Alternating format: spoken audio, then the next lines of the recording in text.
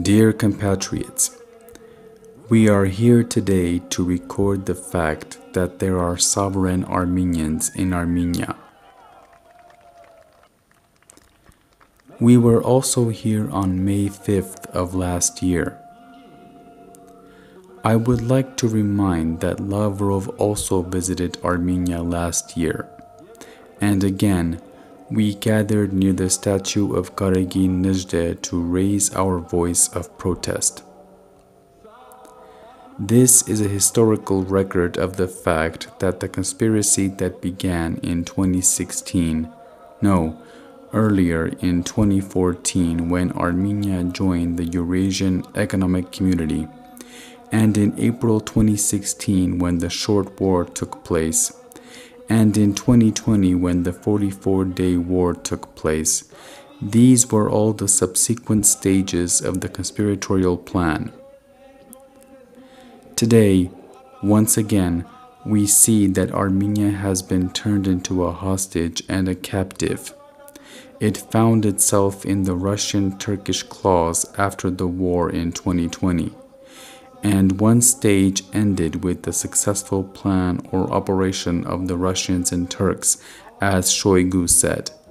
And now the Russians and Turks are implementing the second stage. Now there is an addition to the so-called and notorious Lavrov plan. That is, now they are already talking about Syunik province of Armenia. The frivolous statement that Armenia allegedly has sovereign rights since Lavrov talked about the Megre corridor is refuted after the second statement that Lavrov made, stating the following: "We discussed the issues related to control." What control? There is only one kind of control, and that is the control of Armenia over its sovereign territory. There can only be one agenda for the Armenia-Russia talks, and we talked about this last year as well. The first issue on the agenda should have been the return of all the prisoners of war that Russia expressed commitment to return to Armenia through the statement of November 9th, 2020. What is the outcome? A year has passed since the last visit of Lavrov. Where are our prisoners of war? And after that, we have to discuss some demarcation or some delimitation without any grounds with those who have taken us hostage? How can we talk about a corridor? In these conditions, how can we talk about peace? The second issue for the talks is the issue of status, that is to say, the status of Artsakh.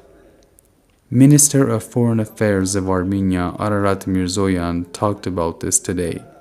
But Russia's position is not clear at all. Why is Russia opposing the West, which says that the issue of the status of Artsakh is on the agenda?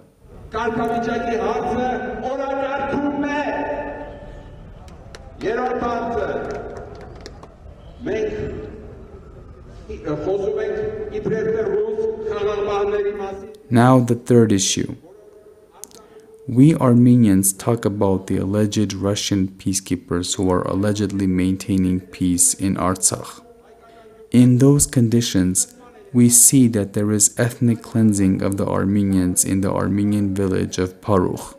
And today, in response to the question about this, Lavrov says this issue will be considered when the issues related to demarcation are resolved. What is this all about? They want to turn Armenia into an enclave, not Artsakh.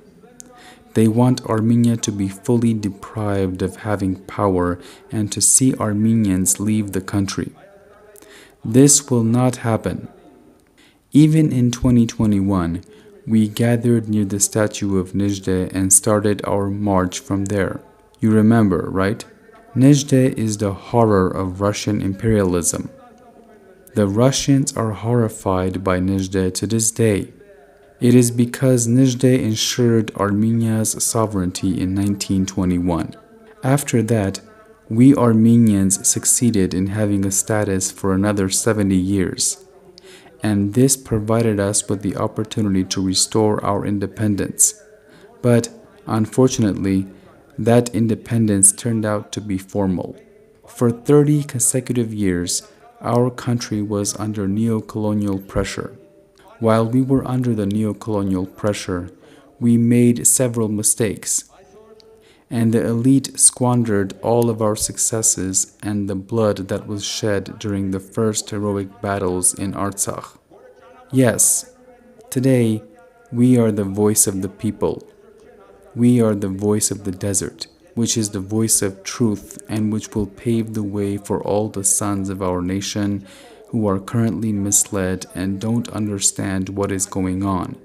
That is, the staged act that we have been seeing on the streets of Yerevan for the past month. Where are those people? Why aren't they protesting? Why aren't they here to protect the interests of Armenia? Is there any other force that is organized? I would also like to emphasize the fact that today we are joined by our real Russian brothers who have the same humiliating status and are forced to leave their country and come to Armenia. The situation was different last year. There was no Russian-Ukrainian war last year.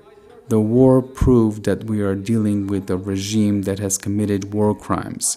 We are dealing with war criminals, not just criminals. Today we are joined by our Russian brothers, and this proves that we Armenians are not anti-Russian. We are the forces of Armenia that are protecting Armenian interests and Armenian sovereignty. And it is the Russians who are joining us. We are also joined by the Sasna Tsrer.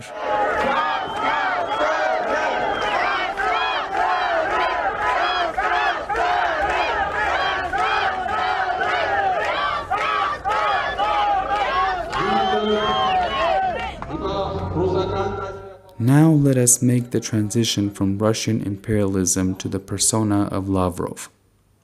You know very well that Lavrov Kalantarov is of Armenian descent since his parents are Armenian. I would like to explain something to you. The Armenian language is rich in words, but there is something that I would like to focus on. The Armenian word ayla serum is explained as sermi shnorhazirkum in Armenian, meaning degeneration of the sperm in English. Yes, he was born from a sophisticated sperm, but that sperm degenerated. The Armenian people are curtailing him of any right to be referred to as an Armenian. And so, I would like to conclude with the following words in the fabulous Armenian. Lavrov, be like Ashotyan and scram out of Armenia.